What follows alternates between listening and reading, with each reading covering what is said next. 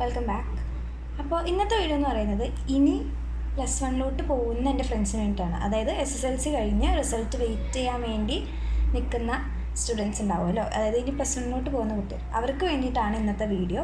അപ്പോൾ ഈ വീഡിയോ എന്ന് പറയുന്നത് ജനറൽ വീഡിയോ ആണ്. അതായത് നിങ്ങൾ എന്തൊക്കെ ശ്രദ്ധിക്കണം ഒരു സ്ട്രീം എടുക്കുമ്പോൾ. അതാണ് കുറച്ച് വൈകി പോയോ എനിക്കറിയില്ല. എനിവേ, ഈ വീഡിയോ റിസൾട്ട് വരുന്നതിന് മുമ്പ് പോസ്റ്റ് ചെയ്യുന്നത്. ബാക്ക്ഗ്രൗണ്ട് നോയ്സ് ഉണ്ടെങ്കിൽ പ്ലീസ് ക്ഷമിക്കുക. വെയിറ്റ് ഫിക്സ് ചെയ്തിട്ട് എനിക്കറിയാം വേസ്റ്റ് അൺബോക്സിങ് കാരണം തോന്നുന്നു. Anyway, back to what we are speaking about. അപ്പോൾ ഈ +1 ജനറൽ കാര്യങ്ങളാണ് ഈ വീഡിയോയിൽ പറയാൻ പോകുന്നത്. അപ്പോൾ സയൻസ് സ്റ്റുഡൻസിന് വേണ്ടിയിട്ട് ഒരു സെപ്പറേറ്റ് വീഡിയോ ആയിട്ട് ഞാൻ ചെയ്യുന്നതായിരിക്കും. മറ്റ് രണ്ട് അല്ലെങ്കിൽ ബാക്കിയുള്ള സ്ട്രീംസിനെ കുറിച്ച് എനിക്ക് അറിയാത്തതുകൊണ്ട് ഞാൻ അതിനെക്കുറിച്ച് പറയുന്നില്ല. ബട്ട് സയൻസിൻ്റെ എൻ്റെ എക്സ്പീരിയൻസും കാര്യങ്ങളും പിന്നെ എന്തൊക്കെ ശ്രദ്ധിക്കണം എന്നുള്ളതൊക്കെ അതിൽ ഷെയർ ചെയ്യുന്നതായിരിക്കും കേട്ടോ. സോ ഒരു ജനറൽ വീഡിയോ ആണ്, ഇതെല്ലാവർക്കും കാണാം. നിങ്ങൾ എന്തൊക്കെ ശ്രദ്ധിക്കണം, എന്തൊക്കെ എക്സ്പെക്റ്റ് ചെയ്ത് പോകണം എന്നുള്ള കാര്യങ്ങളൊക്കെയാണ്. So do watch till the end. Okay, number 1, നിങ്ങൾ ഒരു സ്ട്രീം സെലക്ട് ചെയ്യുന്ന സമയത്ത് അത് ഫ്യൂച്ചറിൽ നിങ്ങൾക്ക് ഉപകാരമുണ്ടോ ഇല്ലേന്ന് വേണം ഫസ്റ്റ് ചിന്തിക്കാൻ. ഫോർ എക്സാമ്പിൾ, ഞാൻ 10 വരെ, ഈവൻ അവസാനത്തെ എക്സാം SSLC ലാസ്റ്റ് എക്സാം എഴുതാൻ പോണ വരെ, ഈവൻ റിസൾട്ട് വരുന്നതിന് മുമ്പ് വരെ ഞാൻ +1 +2 കൊമേഴ്സ് അതിലായിരുന്നു എന്താ പറയുക ഫിക്സ് ചെയ്ത് വെച്ചിരുന്നത്. കാരണം എനിക്ക് സയൻസ് എടുക്കാൻ സത്യം പറഞ്ഞാൽ ഈവൻ ചെറിയ ക്ലാസ് തൊട്ട് ഇപ്പോൾ 10th വരെ ആയാലും കുറച്ച് നല്ല ഗ്രേഡ് വാങ്ങിക്കുന്നതുകൊണ്ട് എല്ലാവർക്കും ഒരു ഹൈ എക്സ്പെക്റ്റേഷൻ ഉണ്ട്. സോ ആ ഒരു സംഭവം മെയിൻറ്റെയിൻ ചെയ്ത് ബേൺ ഔട്ടായി, മടുത്തു. എനിക്ക് പഠിക്കാൻ ഇഷ്ടമല്ല. സോ ദാറ്റ്ഫോർ ഇനി പഠിക്കാൻ പറ്റൂല എന്ന് പറഞ്ഞിട്ടാണ് കൊമേഴ്സ് എടുത്തത്. പക്ഷേ കൊമേഴ്സിൽ പഠിക്കാനില്ല എന്നൊന്നും ആരും വിചാരിക്കേണ്ട. പിന്നെ ഓരോരുത്തരുടെ കേപ്പബിലിറ്റി പോലെ ഇരിക്കും. വർക്ക് ചെയ്യാനാണെങ്കിൽ, അതായത് ഒന്ന് നല്ലോണം ശ്രദ്ധിച്ചൊക്കെ പോവുകയാണെങ്കിൽ ഡെഫിനറ്റ്ലി കൊമേഴ്സ് ഈസിയാണെന്ന് തോന്നുന്നു. അങ്ങനെ ഞാൻ പറഞ്ഞു കേട്ടിട്ടുള്ളത്. അപ്പോൾ ഞാനങ്ങനെ കൊമേഴ്സ് എടുക്കാമെന്ന് വിചാരിച്ചാലും ഇരുന്നെ. പക്ഷേ ഞാൻ പിന്നെ എക്സാമൊക്കെ കഴിഞ്ഞ് വെക്കേഷനൊക്കെ ആയപ്പോൾ ഞാൻ ഇങ്ങനെ ആലോചിച്ചു, ഇനി കൊമേഴ്സ് എടുത്തിട്ട് എന്ത് ചെയ്യാനാണ്? CA ഒന്നും എനിക്ക് താല്പര്യമില്ല. കാരണം എനിക്ക് ഇങ്ങനെ ഒരു സ്ഥലത്ത് ഇരുന്ന് ജോലി ചെയ്യാനൊന്നും വലിയ അത്ര ഇഷ്ടം. പിന്നെ ഒരു കമ്പ്യൂട്ടർ വർക്ക് അല്ലെങ്കിൽ അക്കൗണ്ടൻസിയോ ഒന്നും എനിക്ക് താല്പര്യമില്ല, കണക്ക് ഇഷ്ടമല്ല. So due to those factors എനിക്ക് മനസ്സിലായി ഞാൻ കൊമേഴ്സ് എടുത്തിട്ട് ഒരു കാര്യമില്ല. സോ അങ്ങനെ ഞാനത് ഡ്രോപ്പ് ചെയ്തു. പിന്നെ ഡെഫിനറ്റ്ലി ഹ്യൂമാനിറ്റീസ് എന്ന് പറയുമ്പോൾ സോഷ്യൽ സയൻസാണ്. അതൊട്ടും താല്പര്യമില്ല. എനിക്ക് അത്ര ഇൻട്രസ്റ്റ് ഉള്ള സബ്ജക്റ്റാണ് സോഷ്യൽ സയൻസ്.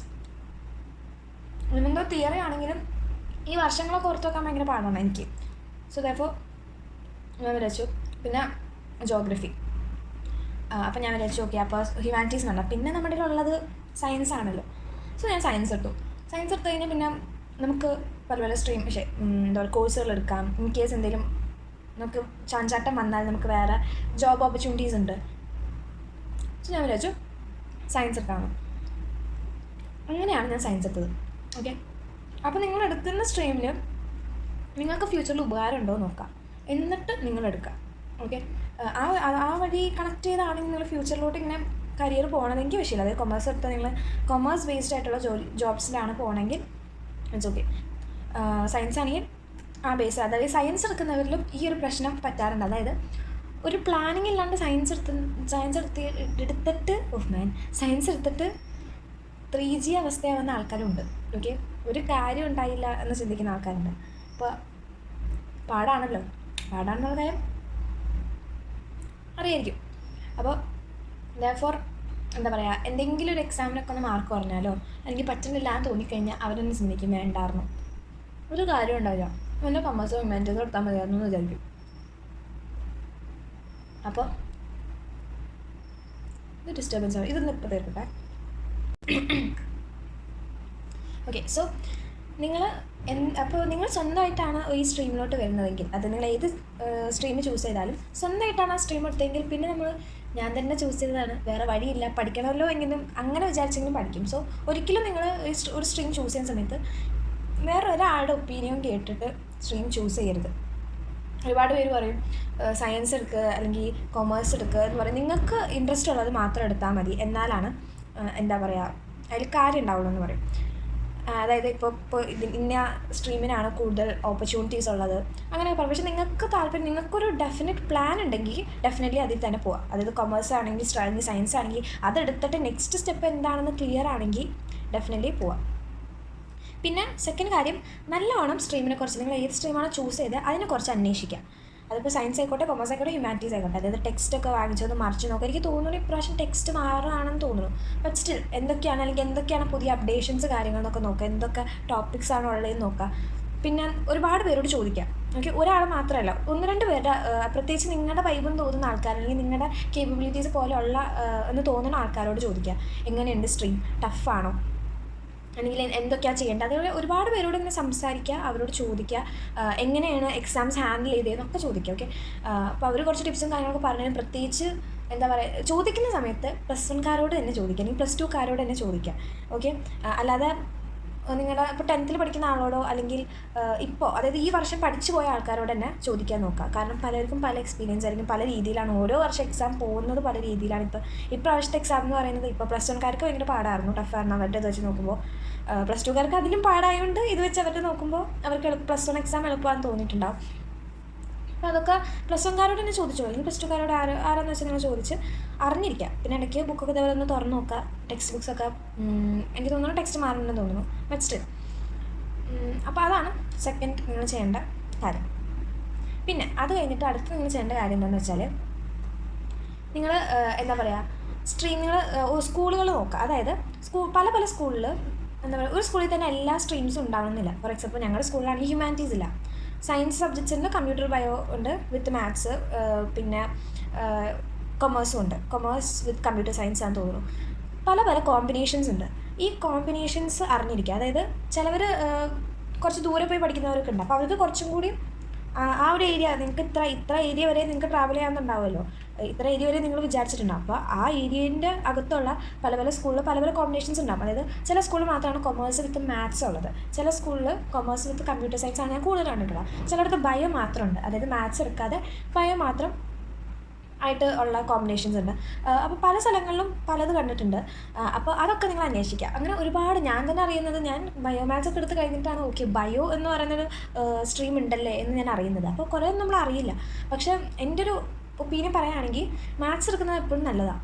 കാരണം ഇപ്പോൾ നമ്മൾ ബയോമാത്സ് എടുത്താലും ഒരുപാട് കാര്യത്തിന്, അതായത് ഫിസിക്സ് പഠിക്കാനാണെങ്കിലും മാത്സിൻ്റെ ഒരുപാട് കാര്യങ്ങൾ അതിന് ഹെൽപ്ഫുള്ളാകും. ഇനി അങ്ങോട്ട് ഫ്യൂച്ചറിലൊരു സ്റ്റെപ്പ് എടുക്കുന്ന സമയത്ത് ഇപ്പോൾ നമ്മൾ ഏതൊരു സ്ട്രീം എടുത്താലും അതിൻ്റെ കൂടെ, അതായത് ഏതൊരു കോഴ്സ് എടുത്താലും അതിൻ്റെ കൂടെ മാത്സ് ചേരുന്നൊരു കോമ്പിനേഷൻ എടുക്കാറുണ്ട്. ഫോർ എക്സാമ്പിൾ സൈക്കോളജി ആണെന്ന് വെച്ചോ, സൈക്കോളജി വിത്ത് സ്റ്റാറ്റിസ്റ്റിക്സ് ബേസ് ചെയ്തിട്ടാണ് ഒരുപാട് പേര് എടുക്കുന്നത്. അല്ലെങ്കിൽ ഏതൊരു കോഴ്സായാലും വിത്ത് മാത്സ് എടുക്കുന്ന ഒരുപാട് പേരുണ്ട്. അതായത് ഇവൻ കൊമേഴ്സ് വിത്ത് മാത്സ് എടുക്കുന്ന ആൾക്കാരുണ്ട്. അതിനാണ് കുറച്ചും കൂടി ബെറ്റർ. അതായത് എനിക്ക് CA പോകുമ്പോഴും അതാണ് ഹെൽപ്ഫുൾ എന്നൊക്കെ കേട്ടിട്ടുണ്ട്. സോ അതിനെക്കുറിച്ചൊക്കെ അന്വേഷിക്കാം. മാത്സ് എപ്പോഴും സേഫ് ചോയ്സാണ്. നമുക്കിനി ഫ്യൂച്ചറിൽ പോകുമ്പോൾ മാത്സ് എവിടെയെങ്കിലും ആവശ്യമുണ്ടെങ്കിൽ it will be helpful. So അതൊക്കെ നിങ്ങൾ അന്വേഷിക്കാം.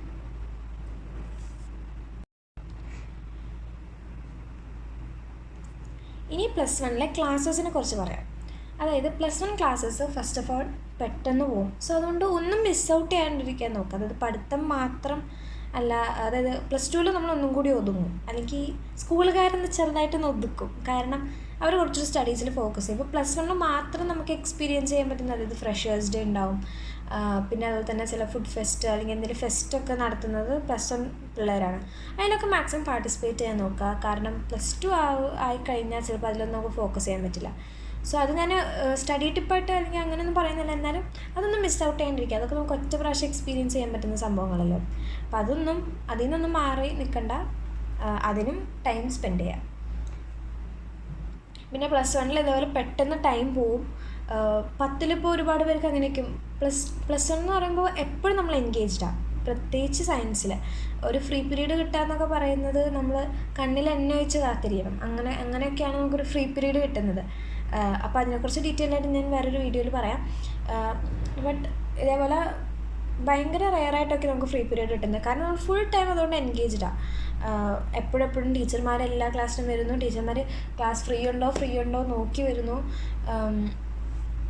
പിന്നെ അതിൻ്റെ ഇടയ്ക്ക് എക്സാംസ് വരുന്നു, പിന്നെ പരിപാടി വരുന്നു. നമുക്ക് വെറുതെ ഇരിക്കാനുള്ള ടൈമോ അങ്ങനെയൊന്നും കിട്ടുന്നില്ല. നമ്മൾ ഫുൾ ടൈം എൻഗേജ്ഡ് ആണ്. അതുകൊണ്ടാണോ എന്നറിയില്ല, പെട്ടെന്ന് ടൈം പോവും.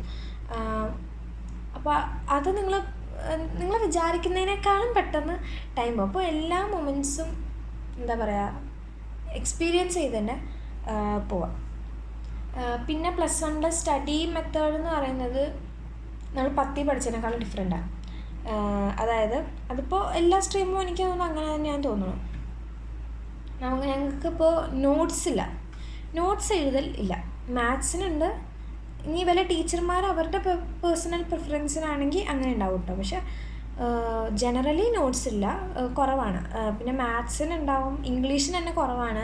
വല്ല റൈറ്റിംഗ് ആക്ടിവിറ്റീസായിട്ട് തന്നാലായി. പിന്നെ ഹിന്ദിക്കാണ് പിന്നെ ഉള്ളത്. മാത്സിനില്ലെന്നാണ് ഞാൻ പറഞ്ഞത്. മാത്സിനുണ്ട് കേട്ടോ. മാത്സിന്, ഹിന്ദിക്ക് മേ ബി വേറെ ഏതെങ്കിലും സബ്ജക്റ്റ് ടീച്ചർമാർ പിന്നെ അസൈൻമെൻറ്റ്സ് ഒക്കെ ആയിട്ടാണ് തരാറ് നമുക്ക് നോട്ട്സിൽ തന്നെ.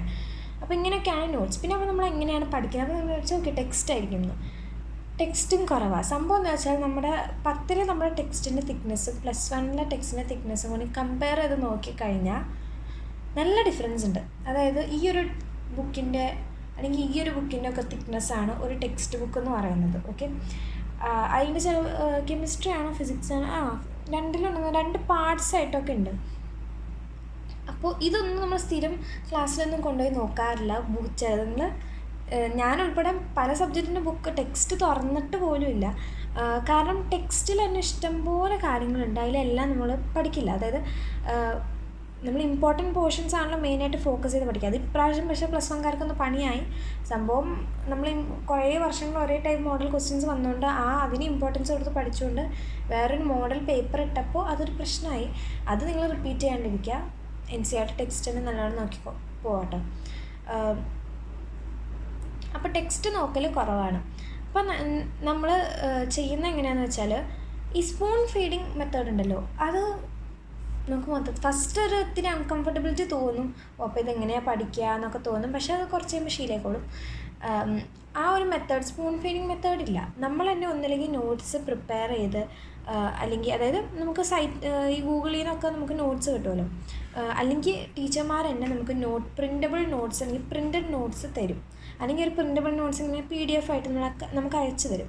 നമുക്ക് പ്രിൻ്റ് എടുത്ത് അല്ലെങ്കിൽ ആ പ്രിൻ്റ് വാങ്ങിച്ചിട്ട് അങ്ങനെയാണ് പഠിക്കുന്നത്. സോ ഒരു പ്രിൻ്റ് എന്ന് പറഞ്ഞാൽ ഇപ്പോൾ കെമിസ്ട്രിയിലും ഫിസിക്സിലും ബയോളജിയിലും ഒക്കെ നമുക്കൊരു പ്രിൻ്റ് ഉണ്ടാവും. ഒരു ആ ഹോൾ ടെക്സ്റ്റിൻ്റെ പ്രിൻ്റ്. അതായത് നമ്മൾ ടെക്സ്റ്റ് ബുക്ക് ഇത്ര ഉണ്ടെങ്കിലും പ്രിൻ്റ് ഒരു ഇത്രയൊക്കെ ഉണ്ടാവുള്ളൂ. കാരണം ഇതിൽ മോസ്റ്റ്ലി ഇമ്പോർട്ടൻറ്റ് കാര്യങ്ങളൊക്കെയാണ് വരുന്നത്. ഭയങ്കര ഡീറ്റെയിൽഡായിട്ട്, അതായത് എല്ലാ ക്വസ്റ്റ്യൻസും NCERTയിലെ എല്ലാ ക്വസ്റ്റ്യൻസും സോൾവ്ഡ് ക്വസ്റ്റ്യൻസും ഒന്നും അതിലുണ്ടാവില്ല. അത് നമ്മൾ NCERT ടെക്സ്റ്റ് തന്നെ പ്രിഫർ ചെയ്യാം. പക്ഷേ ഈ ഒരു നോട്ട് നല്ലൊരു ഓപ്ഷനാണ്. അപ്പോൾ അത് വെച്ചിട്ടാണ് ഞങ്ങളൊക്കെ പ്രിപ്പയർ ചെയ്തിരുന്നത്. സോ അതേപോലത്തെ നോട്ട്സിലാണ്, അല്ലാതെ ടെക്സ്റ്റോ നോട്ട് ചെയ്തലോ ഒന്നുമില്ല. ആ ഒരു കാര്യം 10 വെച്ച് നോക്കുമ്പോൾ ഭയങ്കര ഡിഫറെൻ്റാണ്. കാരണം 10 എല്ലാ സബ്ജക്റ്റിനും നോട്ട്സ് ഉണ്ടായിരുന്നു, നോട്ട് എഴുതുമായിരുന്നു. ഈവൻ സോഷ്യലിന് വരെ ക്ലാസ്സിൽ നോട്ട് എഴുതിപ്പിച്ചില്ലെങ്കിലും നോട്ട് എഴുതിക്കൊണ്ട് വരണം, കംപ്ലീറ്റ് ആയിക്കൊണ്ട് വരണം, അങ്ങനെയൊക്കെ പറഞ്ഞിട്ടായിരുന്നു. ഇവിടെ അങ്ങനെയില്ല, നോട്ട് എഴുതലില്ല. ആകെ ഇങ്ങനെ അസൈൻമെൻറ്റ്സും കാര്യങ്ങളൊക്കെ ആയിട്ടാണ്. ഓക്കെ, ഇനി നെക്സ്റ്റ് ഡൗട്ട് എന്ന് പറയുന്നത് വരാൻ ചാൻസ് ഉള്ളത് എന്താണ് ഡബിൾ പാസ് എന്നുള്ളതാണ്. അപ്പോൾ മാർക്കിൻ്റെ കാര്യങ്ങളും സംഭവങ്ങളൊക്കെ നിങ്ങളൊന്നുകൂടി കുറച്ചുകൂടി വേണമെങ്കിൽ അതിൻ്റെ സെപ്പറേറ്റ് ഒരു വീഡിയോ ആയിട്ട് ചെയ്യാം. അല്ലെങ്കിൽ നിങ്ങൾ തന്നെ ഒന്ന് റിസർച്ച് ചെയ്ത് നോക്കിക്കോളൂ. പല യൂട്യൂബ് ചാനൽസിലൊക്കെ ഉണ്ട്. അതായത് ഈ എക്സാം റിലേറ്റഡ് ഡീറ്റെയിൽസ് പോസ്റ്റ് ചെയ്യുന്ന യൂട്യൂബ് ചാനൽസിലൊക്കെ കിട്ടും. അപ്പോൾ എന്താണ് ഡബിൾ പാസ് എന്നുള്ളത് പറഞ്ഞുതരാം. സോ ഡബിൾ പാസ് എന്ന് പറയുന്നത്, നമുക്കിപ്പോൾ ഒരു എക്സാമിന്, അതായത് ഫിസിക്സ് ആണെന്ന് വെച്ചു, ഫിസിക്സ് 60 മാർക്കിലാണ്. അതിൻ്റെ പാസ് മാർക്ക് എന്ന് പറയുന്നത് 18 എന്നാണ് എൻ്റെ ഒരു വിശ്വാസം. സോ 18 മാർക്കാണ്. സോ 18 മാർക്ക് നമ്മൾ +1 ഫിസിക്സിൽ 18 മാർക്ക് കിട്ടിക്കഴിഞ്ഞാൽ ഓഫ്കോഴ്സ് നമ്മൾ +1 ഫിസിക്സ് പാസ്സായി. ഇനി നമുക്ക് 38 മാർക്കാണ് കിട്ടിയത്, അല്ലെങ്കിൽ അതിന് മുകളിലാകാം. അങ്ങനെയാണെങ്കിൽ നമ്മൾ ഡബിൾ പാസ്സായി. ഓക്കെ, 38 അബവ് ആണെങ്കിൽ നമ്മൾ ഡബിൾ പാസ്. അത് 18 + 18 36 മാർക്ക് കിട്ടിയത്, 36 അബവ് കിട്ടുകയാണെങ്കിൽ നമ്മൾ ഡബിൾ പാസ്സായി. അപ്പോൾ അതിൻ്റെ അർത്ഥം എന്താണെന്ന് വെച്ചാൽ, ഇൻ കേസ് നമ്മൾ +2ൽ ഫിസിക്സ് എഴുതിയിട്ട് +2 ഫിസിക്സ് എക്സാമിൽ നമ്മൾ ജയിച്ചില്ല, ഓക്കെ, നമ്മൾ ഫെയിലായി. പക്ഷേ നമ്മൾ +1 ഫിസിക്സിൽ ഡബിൾ പാസ് ആയതുകൊണ്ട്, അതായത് 36 അബവ് കിട്ടിയതുകൊണ്ട്, 36 അല്ലെങ്കിൽ 36 അബവ് കിട്ടിയതുകൊണ്ട് നമ്മൾ +2 ഫിസിക്സും പാസ്സായി. നമ്മൾ അവിടെ തോറ്റെങ്കിലും +1 നമ്മൾ ഡബിൾ പാസ് വാങ്ങിച്ചുകൊണ്ട് നമ്മൾ +2 ജയിച്ചു, ഫിസിക്സ് ജയിച്ചു. ഇതേപോലെയാണ് ഓരോ സബ്ജക്റ്റിൽ. അത് 80ൽ ഡിഫറെൻ്റ് ആട്ടോ, 80ൽ വേറെ മാർക്കാണ്. പക്ഷേ ഇതാണ് സംഭവം. ഡബിൾ പാസ് സിസ്റ്റം എന്ന് വർക്ക് ചെയ്യുന്നത് ഇങ്ങനെയാണ്. പക്ഷേ അപ്പോൾ നിങ്ങൾക്ക് അറിയാമല്ലോ +1 +2 മാർക്ക് ഒരുമിച്ചാണ് എടുക്കുന്നത്. അപ്പോൾ +1 തന്നെ മാക്സിമം എന്താ പറയുക മാർക്ക് വാങ്ങിക്കാൻ നോക്കും. പിന്നെ പലർക്കും പല ഒപ്പീനിയൻസാണ്. ചിലർ പറയുന്നത് +1 ആണ് എളുപ്പം, ചിലർ പറയുന്നത് +2 ആണ് കുറച്ചുകൂടി എളുപ്പം എന്നൊക്കെ പറയുന്നവരുണ്ട്. അത് ഓരോരുത്തരെ ഡിപ്പെൻഡ് ചെയ്തിരിക്കുമായിരിക്കും. പിന്നെ ചിലപ്പോൾ +1 ഒന്ന് ഉഴപ്പി +2 പിടിക്കുന്നവരൊക്കെ ഉണ്ട്. അപ്പോൾ അത് ഓരോരുത്തർ ഡിപ്പെൻഡ് ചെയ്തിരിക്കും. എൻ്റെ പേഴ്സണൽ ഒപ്പീനിയൻ +1 നല്ലോണം പഠിക്കണം. തുടക്കം തന്നെ പഠിച്ചില്ലെങ്കിൽ പണി പാടും. എക്സാമും കൂടി വേറൊരു മോഡൽ അൺഎക്സ്പെക്റ്റഡ് ആയ രീതിയിലാണ് എനിക്ക് പേഴ്സണലി ഞാൻ എക്സ്പെക്ട് ചെയ്ത രീതിയിലല്ല വന്നത്. അതുകൊണ്ട് തന്നെ +1 നല്ല രീതിയിൽ മാർക്ക് കുറയാൻ ചാൻസ് ഉണ്ട്. ഞാനൊരു ഇതുപോലെ ഡബിൾ പാസ് എന്നുള്ളൊരു ഇതിലാണ് വെക്കുന്നത്. പിന്നെ +2 പ്രിപ്പറേഷൻസ് നമ്മൾ നേരത്തെ ഇപ്പോഴേ തുടങ്ങി. കാരണം +2 എന്തായാലും നമുക്ക് തിരിച്ച് പിടിക്കണം. പിന്നെ എന്തായാലും മാർക്ക് കുറയും, ഒരു അക്കാഡമിക് ഡൗൺഫോളൊക്കെ ഉണ്ടാവാൻ ചാൻസ് ഉണ്ട്. കാരണം നമ്മൾ 10 കഴിഞ്ഞ് +1 വരുമ്പോൾ ഒരു എന്താ പറയുക, ഒരു സ്മൂത്ത് ട്രാൻസിഷൻ അല്ല, പെട്ടെന്നൊരു ജമ്പാണ്. അപ്പോൾ അതിൻ്റെ അക്കാഡമിക് ഡൗൺഫോൾസും കാര്യങ്ങളൊക്കെ വരാൻ ചാൻസ് ഉണ്ട്. അപ്പോൾ അത് +1 അപ്പോൾ ഇൻ കേസ് നിങ്ങൾക്ക് മാർക്ക് കുറഞ്ഞ പോലെ തോന്നുകയാണെങ്കിലും നോർസ് അത് ജസ്റ്റ് നേരത്തെ ഒന്ന് പറയണമെന്നുള്ളൂ. കാരണം +2 പഠിക്കാം, അങ്ങനെയാണ് എല്ലാം ചിന്തിക്കുക. അങ്ങനെ മാർക്ക് വാങ്ങിക്കുന്നവരുണ്ട് കേട്ടോ. സോ ഇതൊക്കെ ജസ്റ്റ് നേരത്തെ പ്രിപ്പറേഷൻസൊക്കെ തുടങ്ങാം. +1 പ്രിപ്പറേഷൻ എന്തായാലും തുടങ്ങുന്നത്. +1 ഉറപ്പിൽ +2 പഠിക്കാനല്ല ഞാൻ പറയുന്നത്. +1 തന്നെ മാക്സിമം മാർക്ക് വാങ്ങിച്ചു കഴിഞ്ഞാൽ അത്രയും സ്ട്രെസ് കുറവാണ് നിങ്ങൾക്ക് +2, അത്രയും പ്രഷറില്ല. സോ അതുകൊണ്ട് നിങ്ങൾ അതിന് വേണ്ടി വർക്ക് ചെയ്യുക. അപ്പോൾ അത്രേ ഉള്ളൂ +1 general video. +1 science based videos വരുന്നതായിരിക്കും, ഉടനെ തന്നെ പോസ്റ്റ് ചെയ്യാം. അപ്പോൾ അത്രേ ഉള്ളൂ ഇന്നത്തെ വീഡിയോ. സോ ടാറ്റാ.